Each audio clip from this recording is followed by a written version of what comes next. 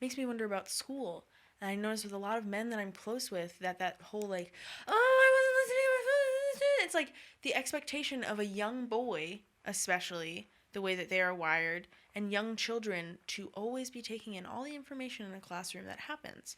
So then when you don't get something on a test right, or so when you're called on, a lot of the punitive shit that I remember from elementary school, and it's kind of like I'm right here on this mic saying, fuck the American school institution, because it is not about building a safe cabin for learning. I don't care. Nobody's really figured it out, okay? It's about making money, and it's about having standards and sending people to prison. Sending people to prison, and states being able to compete with each other based on test scores, region scores, and tax law. I'm done with that. It's really interesting you said that, because I immediately jump back to certain classes where I would write down word for word everything that was written down by the teacher in my head, knowing I'm never going to look at this. Yeah. You know, I'm going to study from the book. What an exhausting thing to do. You know what I mean? Yes. But I had to have it all down. I had to have it. Because, think about the first time I think about it. What a shameful thing. I was so good at performing as a kid that I was able to hide from other kids that it affected me. But I remember so many little boys, especially like Jeremy. What? Jeremy. Whatever it is. Kevin. Tyler. Are you paying attention?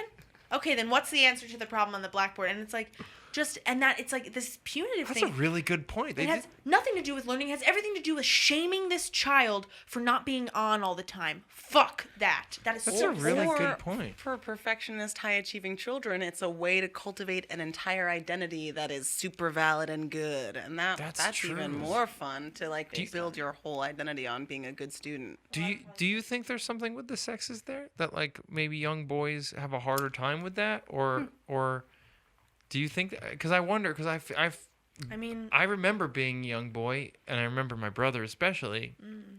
Very hard to pay attention. You know, very hard to not want to just be moving all the time. You know, just like I want to go do something. I want to go and really easy to get distracted by anything. Yeah. That's what I honestly think the original. I know that it's used and has been used for hundreds of years as like a euphemism for like boys will be disgusting, but I think that's where boys will be boys comes from, is that it's like, yeah, little boys are just, they're like, it's like kittens, like, you know, they're just like fucking, they're getting into shit, but it's also like, is that not related to the engendering of the mass engendering and programming of men and women, that men are immediately told, and young boys are told to like shut off their sensitivities to things. So of course you would have this riled, like, negative reaction to like, you're not supposed to like this, and you're not supposed to like this, and you're not supposed to like trucks and blah, blah, and whatever. And women are so conditioned from the get-go. I remember being a little girl being like, okay,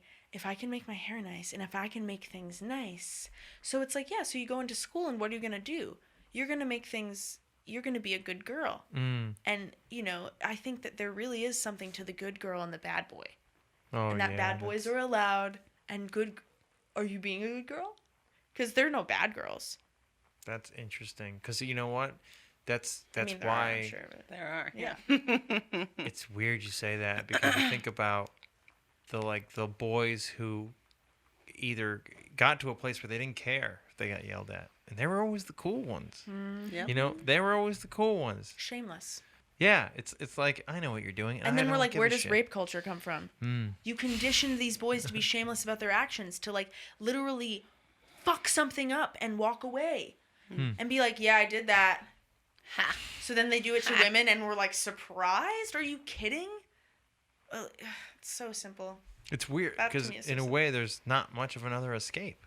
It's like either be nervous all the time that you're going to get yelled at, or don't care about what I think about you and when I yell at you. You have to shut off, right? You have to go back to sleep on your whole thing. I never thought about that. I never thought about that before. That's so cool. I'm glad you get to think about that now. I am too. Yeah. I think that's huge for men right now, is that like women are overswollen. It seems me as a female person in this body, like overswollen with these worries, domestic, taking care of, and otherwise, to like completely consume myself in how much I'm seen and what I'm showing to people, and to me it seems like this concave opposite with men, where it's like, we don't want to see you, present something else. Present something else. Present something else. Make it sexy, make it powerful. And then women also have to, like, this is the craziest thing to me about relationships, where like I was even programmed this way and had to shut it down, where it's like, yeah, now that I'm in a heteronormative relationship with a man that I care about, I'm like, I need you to have all the power of the things that, I need you to be sexy in the way that men are sexy. Hello? I'm a damsel. I'm a damsel. Excuse me. I'm assuming damsel status. Excuse me. That's weird as a guy. Of course, that must be horrible. In the reverse, where it's like, it's just so confusing. Yes, it's incredibly confusing, because you're like, but you told me you don't want me to be that way. You don't. It's like have every boundary, but pretend there are no boundaries. Right. Like, it's like, to me, that's like the oxymoron of a rape fantasy. Yeah, or the other one. Be tender with me, but tend to this like completely violent delusion. Like, treat me. The other one, I don't want to complain too much, but like, the other one is like, treat me like an adult, except when I don't want you to. You know, and that's like, no. Either I treat you like an adult, an equal, or I don't. Well, that, you know what I mean? Like, yes. I can have space for everything, be like, this is hard for me, or this is an area where I'm uncomfortable, or I feel unsafe. That's totally fine.